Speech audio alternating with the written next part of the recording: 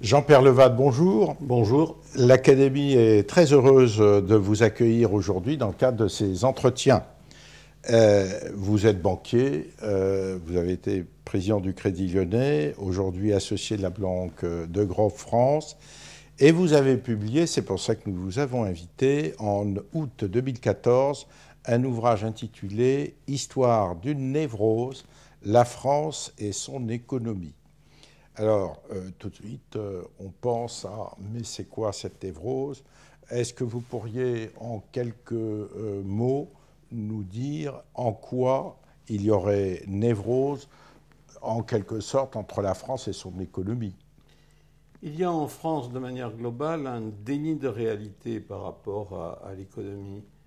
Et comme je constatais ça depuis plusieurs années, avec une espèce d'incapacité de la quasi-totalité de notre classe politique à affronter les vrais problèmes, une espèce de refus de réalité de la part de l'ensemble de la population, je me suis demandé où étaient les racines profondes de ce déni.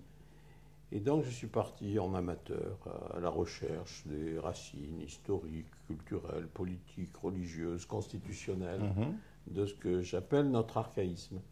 Et ce que j'ai découvert, ça a vraiment été une découverte pour moi, ce que j'ai découvert est vraiment, à mes yeux, extraordinairement fort. C'est-à-dire que le modèle français dans lequel nous vivons tous, dont nous sommes tous imprégnés, il est unique au monde parmi les pays développés. Nous sommes les seuls à avoir le modèle que nous avons, et il est profondément archaïque. Par quoi se caractérise-t-il? Je dirais deux choses essentiellement. La première, c'est qu'il n'y a rien entre l'État et le citoyen. L'État est les corps intermédiaires. Il n'y a pas de structure intermédiaire qui soit considérée comme légitime. Plus exactement, les seuls qui le sont, en adjonction de l'État, qui le sont de manière récente, puisque ça remonte à la Constitution de 1946, ce sont les syndicats et ce sont les collectivités locales. Mais dans l'ordre économique, il n'y a aucune structure intermédiaire reconnue. Donc l'État est dispensateur de protection, de richesse, il est redistributeur. Comment sont créées les richesses dans une économie? Il n'y a pas de réponse. Puisque toutes les structures intermédiaires sont méconnues, et donc en particulier les entreprises, et a fortiori, plus une entreprise est grosse et moins elle est reconnue, parce que plus elle est une anormalité dans le système institutionnel français. Ça, c'est la première raison.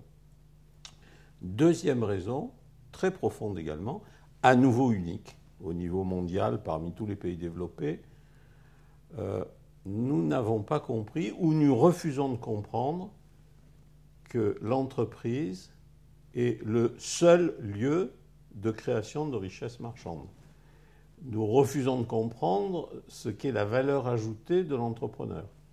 Donc, nous sommes tous pénétrés d'une théorie, d'une pratique qui veut qu'il n'y a pas de valeur ajoutée provenant du talent propre de l'entrepreneur. Donc, l'entrepreneur n'a pas d'existence. Il sert à rien, sauf à exploiter. Donc, la notion que le salariat est exploité par l'entrepreneur est encore une notion qui domine sur la totalité de ce que j'appellerais les idées reçues en matière politique et sociale. Très prégnante. Voilà en gros la description de la névrose. D'accord. Une fois de plus, nous sommes uniques à avoir cet ensemble de Alors, croyances. Juste un mot, vous dites que la France est le seul pays, je ne sais pas, les États-Unis, l'Angleterre, l'Allemagne, un trait ou un élément qui nous différencie et qui doterait ces pays de corps intermédiaires ou d'un intermédiaire quelconque? C'est très simple. L'Allemagne, prenons l'Allemagne, parce que la constitution allemande est la plus récente, elle est post-guerre. Oui. Tout avait été détruit, bien entendu, par le nazisme, il fallait tout refaire. Donc la constitution allemande repose sur deux piliers. le pilier économique explicite dans la Constitution. L'Allemagne reconnaît, la Constitution allemande reconnaît explicitement l'économie de marché. D'accord. Et en même temps, elle dit, mais l'Allemagne est un État social. Donc vous avez les deux volets qui sont là ensemble. Deuxièmement, je prends une constitution qui est à peu près contemporaine de la Constitution française, en tout cas de la Déclaration des droits de l'homme, la Constitution américaine. La Constitution américaine est une constitution qui est, comme la Déclaration des droits de l'homme, philosophiquement issue des pères fondateurs. Oui. Donc on peut se dire c'est contemporain, c'est la même origine, donc c'est la même chose. C'est totalement différent.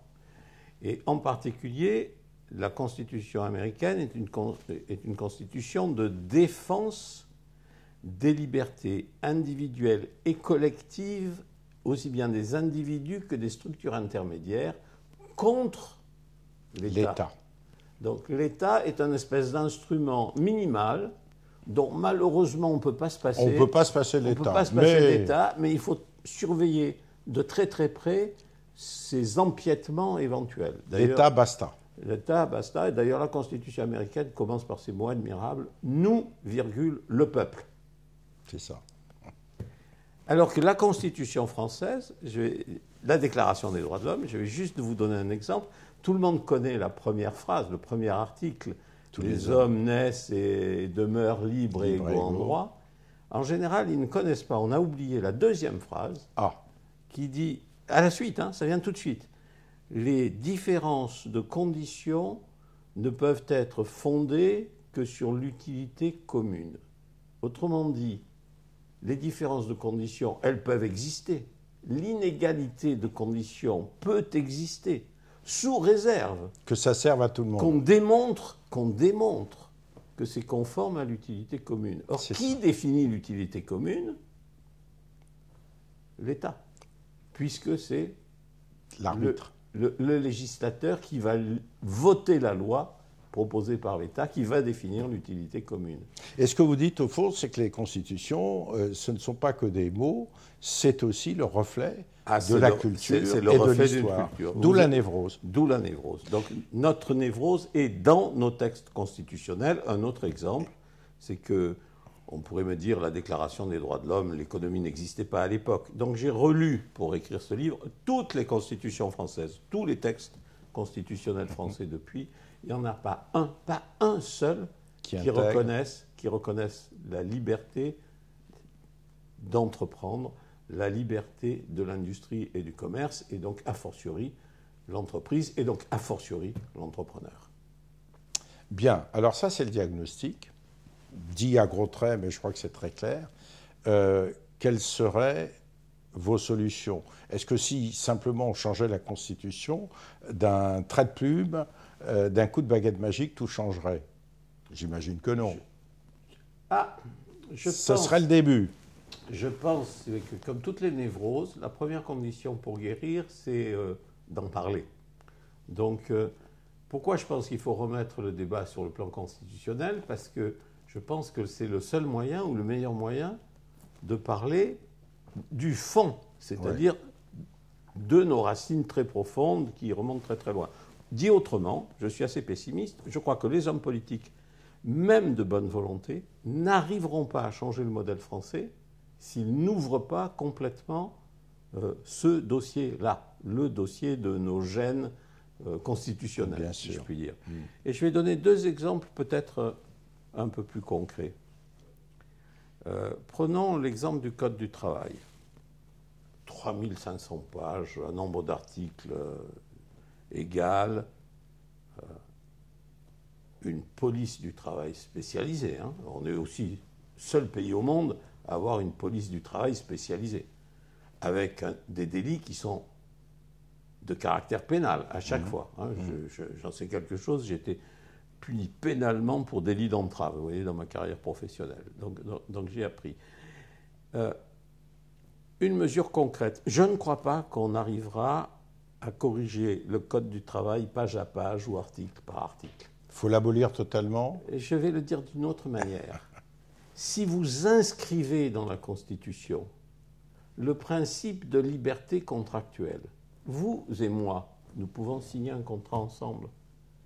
Ce contrat, il est conforme aux principes de liberté constitutionnelle que je souhaite voir explicite. Mais il y a asymétrie entre vous, le patron, et moi, le petit ouvrier. Au nom de quoi vous dites ça précisément? Je vous voyez que vous intégrez déjà le modèle français. Mais je vous titille. Vous intégrez le modèle français. Vous intégrez le modèle français. Oui. Vous pensez que le patron est nécessairement un exploiteur. Alors, s'il y a un déséquilibre dans le rapport de force, dans le contrat, ce qui peut arriver dans tous les contrats, vous pouvez avoir des clauses d'ordre public qui interdisent les contrats léonins. Vous pouvez avoir un juge. Il y a les syndicats aussi. Il y a un juge du contrat. Les syndicats font aussi partie du système. Il ne s'agit pas du tout de les nier. D'ailleurs, eux, ils sont reconnus dans la Constitution. Bien sûr. Donc, on peut organiser le débat sans que l'État soit... Légifère. Non seulement légifère, mais soit en droit, sur chaque contrat, même signé, de venir éventuellement le casser ou le modifier. Donc je dis, où est la liberté contractuelle en France? Donc ça, ce serait la première mesure. Ça, pour moi, c'est un une exemple, mesure fondamentale. Le droit du travail. Est-ce que vous en avez un autre à nous communiquer? Fondamental. Deuxième chose, oui, je pense que j'inscrirai dans la Constitution, ou j'essaierai d'inscrire dans la Constitution, il y a le contre-pouvoir, il y a les syndicats. Les syndicats sont dans la Constitution, ils ont une existence constitutionnelle. La Constitution dit que le personnel, ce qui est très bien, a le droit de participer par ses représentants à la discussion de ses conditions d'emploi. L'entreprise n'y est pas. Donc il discute avec qui? Il y a le contre-pouvoir, il n'y a pas le pouvoir. Il n'y a pas le pouvoir. C'est implicite, mais disons-le. Disons-le. Donc j'ai écrit, en conclusion de mon livre, je me suis fait un peu plaisir, j'ai écrit une conclusion où j'ai ajouté un chapitre à la Constitution qui s'appelle « De l'entreprise » et qui tient en 5 articles. Donc ce n'est pas un abus. Ça ne va pas loin, oui. Ça ne va pas loin en termes d'espace. En termes d'espace, oui. Et ça va très très loin. Sur le fond. Sur le fond. Très bien. Merci beaucoup. On lira votre livre avec beaucoup, beaucoup d'intérêt. Ça n'est pas une histoire psychanalytique, mais peut-être un tout petit peu quand même. Histoire d'une névrose, la France et son économie, c'est publié Albin Michel. Chez Albin Michel. Merci beaucoup, Monsieur Perlevin. Merci.